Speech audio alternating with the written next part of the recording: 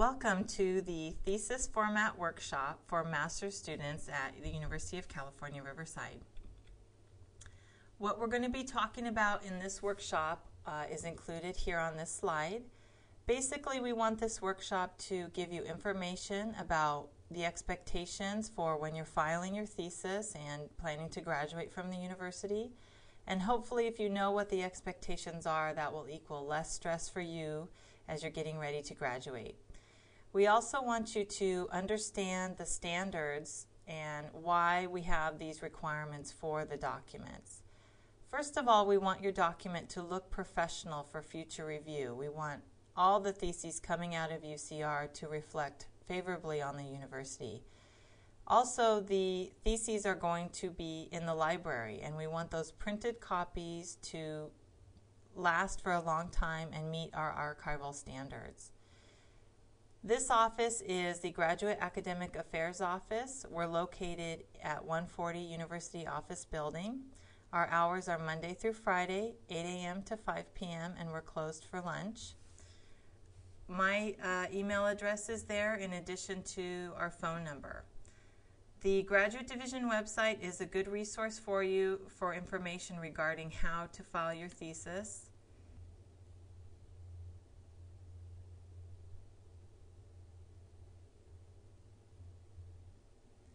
So if you see the links here on the left-hand side, the main link you're going to use when you're working on graduating and formatting your thesis is this one here, Dissertation and Thesis Submission Information. The format guide is here in addition to the deadline dates and the checklist for your filing. So there's lots of good information for you here. In addition to the forms you're going to need when you're getting ready to file your thesis. The samples are here also, and we're going to look at those a little bit later. In addition to the creative writing samples are here. And down a little further we have some formatting hints, some extra links, all sorts of good information for you here. Also on this website are the publications and forms. So if you're interested in going on filing fee or advancing to candidacy, those links are here on this website. So it's a good resource to have. We also administrate an iLearn course. So you see when you log on to Blackboard, you'll see the course there on the right-hand side of your screen. It's called the UCR Graduate Community 2010 is the current course. And we also have a Facebook group for UC Riverside graduate students. Okay, so this workshop is going to cover these items, the requirements for filing, so what has to be accomplished before you're able to file your thesis, what styles are acceptable for the thesis. We're going to spend a lot of time talking about specific formatting requirements, so sort of the more detailed elements of your thesis that we're reviewing.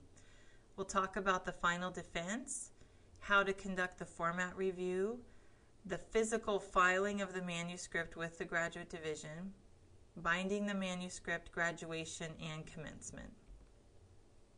So requirements for filing. The first requirement is that you need to be advanced to candidacy. Master's students do that at the beginning of the quarter they plan to graduate. And there's a form, it's on the website, it's called the Application for Candidacy. It's a 2-page form. You're listing your thesis committee membership, your proposed thesis title, and the courses you've taken to complete the degree requirements for the master's. So that form should be submitted at the beginning of the quarter that you plan on graduating and filing your thesis. Another requirement for filing is that you have to have an approved thesis committee. So on that form, the advancement form, you're nominating your thesis committee, and those have to be approved. Those members need to be approved by the Graduate Division before you're eligible to file. You also need to be an enrolled and paid student or on filing fee status. So basically you have to be a student. You can't just walk in off the street and file your thesis. So you need to have status in the quarter that you want to get finished. Filing fee, all these bullets here are just discussing what filing fee is all about. Filing fee status is sort of a limited student status, and it occurs in lieu of registration. So you're not enrolled in any units while you're on filing fee. Filing fee is not something that you have to do. I know it's the title of it sounds like it's something that you have to do, but it's just an option that you have.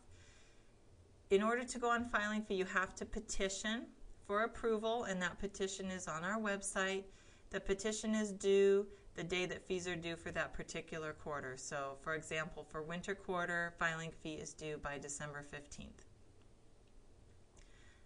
If you want to go on filing fee for the master's degree, you need to be in a terminal master's program. So if you're getting your master's along the way to the PhD, you're not eligible to use filing fee for the master's submission of the master's thesis. While you're on filing fee, you do not enroll in courses. So you want to think about your student loan status, if you have any financial aid that's going to come due, if you're not enrolled in 12 units, or if you're an international student.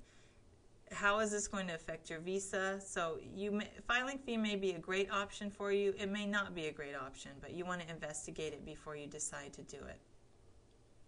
In order to do filing fee, you have to have a completed draft of the thesis and plan to take no more than 12 hours of faculty time.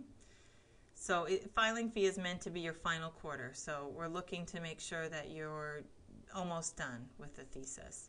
The cost for filing fee is currently $150. This fee may change depending on the university fees. Filing fee is always half of the registration fee.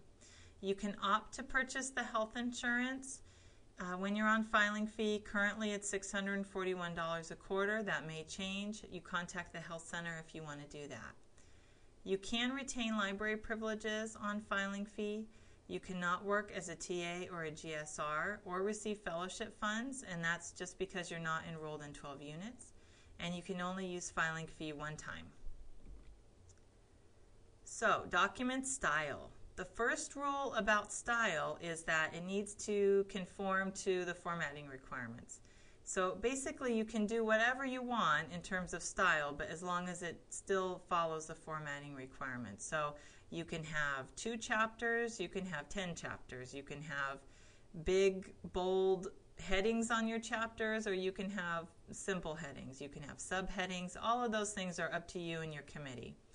You can choose to use MLA or APA as a style guide, but for the most part, those are going to meet with our formatting requirements, but there will be some differences, so you want to make sure that you're still following the formatting requirements.